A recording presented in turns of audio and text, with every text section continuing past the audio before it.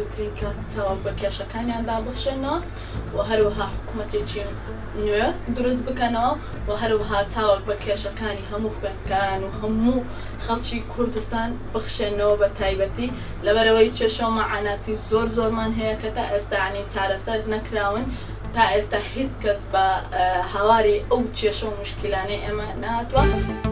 ئەو خەڵکە هەموو چاوەڕوانی ئەو حکوومەتەیە دەبی حکوومەتەکەشمان ئەو جارە شۆڕشێک بەرپاکە دژی گەندەرکاران پێش هەموو شتێک ئەگەر گەندەرکارەکان وەلا بنێن و حکوومەتێکی ڕێک و پێک بهێنرێت ئەوە کوردستان سەر دەکەوی بژێوی خەڵکیش زۆر باش دەبێت. ئینشەڵڵا چاوەڕوان دەکەین ئەو جارە ئەو حکوومەتە زۆر جیاواز دەبێت لەگەڵ حکوومەتەکانی دوو و یەکدەنگی کوردیش لەو حکوومەتە بەدیار دەبێت دژی دژمنەکانمان.